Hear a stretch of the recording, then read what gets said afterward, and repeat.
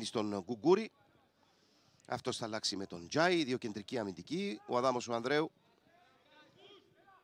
άλλαξε με τον Φυλαχτού. Δείχνει όντως ο Ανδρέου να μένει λίγο πιο πίσω.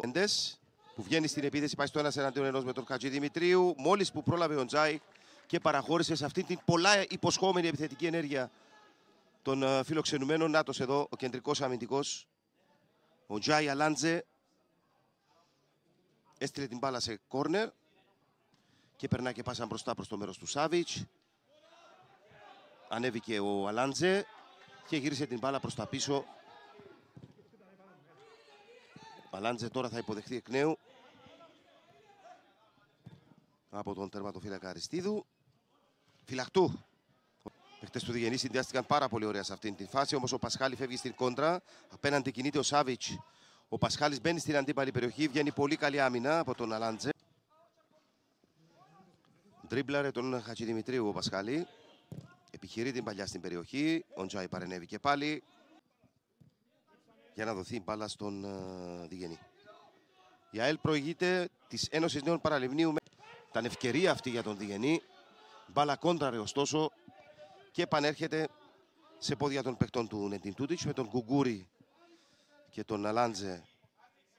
Και τώρα έτσι ύστερα από αρκετή ώρα είχαμε μια καλή φάση στο παιχνίδι. Για λόγω βγαίνει εξαιρετική άμυνα εκεί από τον Λουκά Ξούρο. Αυτός έσωσε τον παλιά προς το μέρος του Μέντες. Πρόλαβε ο Χατζηδημητρίου, στη συνέχεια ο Αλάντζε. Καλένος όμως φεύγει τώρα μακριά από την περιοχή των φιλοξενουμένων. Επιστρέφει ο Αλάντζε. Γύρισε προς τα πίσω, σέντρα με δύναμη. Ο Αλάντζε έβαλε την κόντρα, πρώτο κόρνερ στο δεύτερο ημίχρονο για λογαριασμό των φιλοξενουμένων.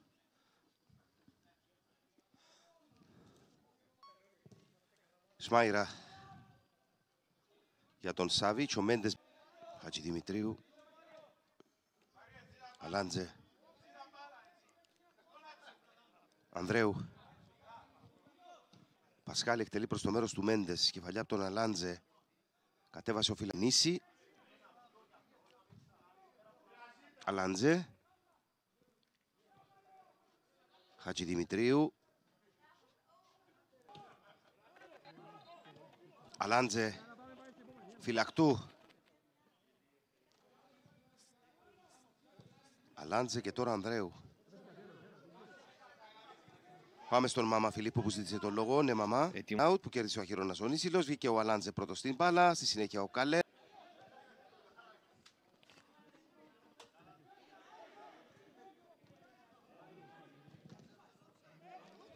Αλάντζε.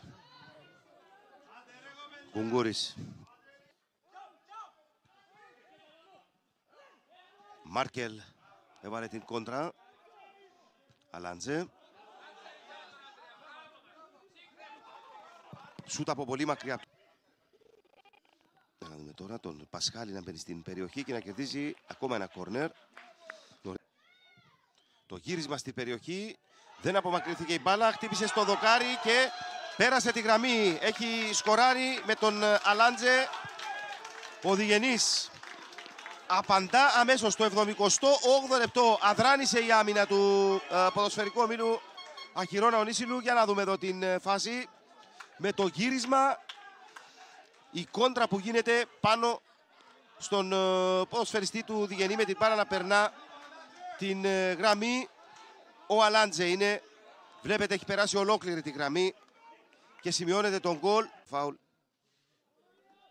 Σημειώνει και τρίτον γκολ σε βάρος της Ένωσης η ΑΕΛ. Προηγείται με 3-0.